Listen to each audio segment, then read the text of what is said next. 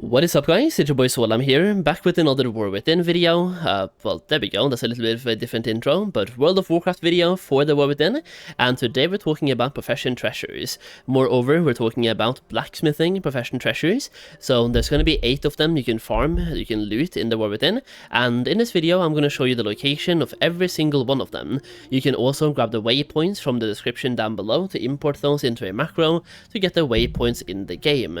That way you can easily go and loot them for yourself, but I want to show you exactly where they are with visual examples as well. So once again, waypoints down below, check them out, and I'll be showing you exactly where they are over here. There's going to be 2 in every single zone, so we're doing Isle of Dorn first, Ringing Deeps, Hallowfall, and then finally Azj-Kahet, so you can easily follow along when we loot them as well. Now, for every single treasure here, you'll be getting 3 knowledge points, and also 15 artisan's acuity, for a total of 24 knowledge points in blacksmithing, and 120 artisan's acuity. And just to talk about why they are important real quick, if you scroll far enough down to, for example, some of the profession treasures here, or profession equipment, you will learn a lot of these recipes by spending acuity, and as you can see, you have to spend acuity to craft them as well, so you spend 300 acuity to craft this one, for example, a leatherworking knife. Now, you also have to get the recipe, which is another 150 acuity, and looking at the needle set, that is another 150 acuity, and just a bunch of them will cost you a lot of gold, or a lot of acuity to get. This one as well, 150 acuity, this, not this one, but all the blue ones. Most of the blue ones will be spent or will be learned by spending your acuity that you're then getting from these treasures, for example. You also get them from first time crafts, but this will be a very limited resource, and you will be highly incentivized to get these treasures, at least on your main professions, but you could even do a metal or artisan's acuity shuffle, where if you, for example, want to be a blacksmith, you pick up blacksmithing last, so you pick up the treasures for engineering, herbalism, skinning, mining, all of those before blacksmithing, just to get as much acuity as possible, so you really want to get these treasures. Basically, these treasures will be very valuable for every single profession. Now, if you're wondering about how to spend your specialization points or knowledge points that you get for blacksmithing, I have specific examples of that in my Goldmaking Guide for the War Within, so if you want to make gold with professions, in this case blacksmithing, check out that Goldmaking Guide where you also get early access to videos, exclusive videos, and way more gold making content that you then get before it goes public. That way you can make the most gold possible, and you can trust me when I say this, I am making it my personal goal to help you guys make as much gold as possible, just like we did in previous expansions. So if you check it out and if you get the guide, thank you so much, the support really means a lot. And now let's find some treasures. Once again, there's going to be 8 of them. We're already standing at the first one, located right here at the Boulder Springs. So Boulder Springs, right south of the B and S here, and you just loot this. You're looking for the ancient Earthen Anvil. Looting that, you can then learn this as well, or using it to get 3 knowledge points and 15 artisan's acuity. And with that being said, we're going to try to speed through this a little bit, so I will see you at the second treasure of Isle of Dorn. So for the second treasure of Dornogal, you'll be going to, well, for the second one of Isle of Dorn, you'll be going to Dornogal, and it's right here to the east of the main kind of entrance here, where the renowned dude is.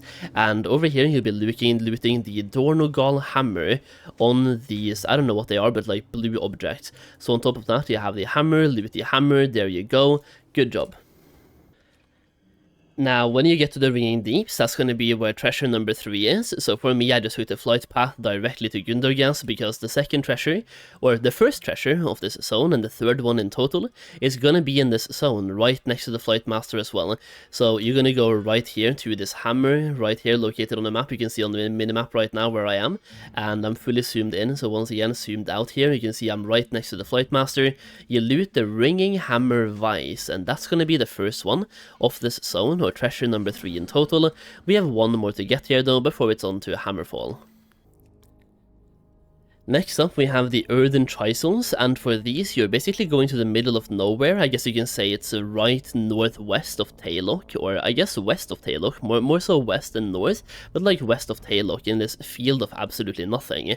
Over here you will have a bunch of hostile mobs, so you will probably get into combat when trying to loot this somehow, but if you do it correctly you only have to kill this one NPC right here. So over here you loot the Chisels, once again they're on the ground, just loot them right here, and there we go, that's it, that's the second treasure. and now it's on to Hallowfall. Now, the first treasure in Hammerfall is going to be right here at the farm once again. They seem to be following a pattern when it comes to where they are, where we have one on the farm and one in Mereldar, or they're both in Mereldar. It just depends on the profession. In this case, we have one on the farm and one inside the city itself. So for the one on the farm, we're located right here. You just cross the bridge over it, and then you have the Holy Flame Forge sitting on this bench kind of thing right here. After that, you can go into the city itself. So in this case, we're just going to fly back over into the city itself, and it should be roughly around here somewhere whenever we get here now. So one good thing is that you can actually see them when they pop up on the map as a chest on the map. So here we have the Radiant Tongues, and just to show you exactly where we are on the map, this is where we are, right next to the wall and the house right here on the map in Mereldar. Over here, we click on this is the Radiant Tongues, and if you have the waypoints from the description down below, you can get a exact way arrow guiding you to this place as well. Either way, that's both the treasures from Hallowfall done and dusted as well, and now we only have 2 more treasures, and then we are done with Blacksmithing. Now, both of those are going to be in Azj-Kahet, which we can directly fly into from this kind of entrance right here. So, I'll see you at those. Treasure number 8 you will find directly south of the Weaver's Lair. So this is going to be the main city right in this place. You can alternatively take the flight path as well to get to Weaver's Lair, and then go south and west.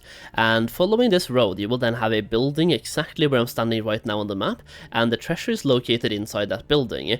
Over here you will have this item, Spiderling's Wire Brush, and it will always have an outline, so it will be impossible to miss. It's located on this table, so the outline will be different, but it will be absolutely impossible to miss. It could look like have a golden outline like it does for me, or it could have a purple outline as well. Just depends on your quality settings. Either way, it will be a highlighted treasure that you can then grab. Now, for the last one, you want to fly into the City of Threads, which is located south of where we are.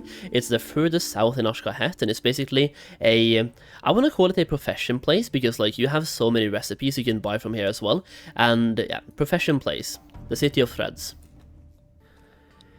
Now over here you will have the Nerubian Smith kit, exactly where I'm standing right now, and to show you where on the map that is located right here at the Umbral Bazaar, and all the way down, like left over here basically. So in the middle of the Umbral Bazaar and the skeins, like you will see where I'm standing. We loot the Nerubian Smith's kit, and there we go, those are all the treasures. So when you learn all these treasures, you will now have 24 knowledge points to spend in blacksmithing, and you will have 120 artisan's acuity. If you have 2 professions like I do on this character, we have both leatherworking and blacksmithing, you will then have 240 acuity. Now that's not going to be enough by any means, but you can still get them through weekly quests, or you can go for the profession shuffle. Like for example, let's say you are going to have blacksmithing plus leatherworking as your main professions, then start with basically anything else and gather treasures for those professions. For example, start with the enchanting plus jewel crafting, then do herbalism plus mining, then do skinning plus tailoring, and finally, after you have done everything, grabbed all the treasures for everything else, then you pick up blacksmithing and leatherworking.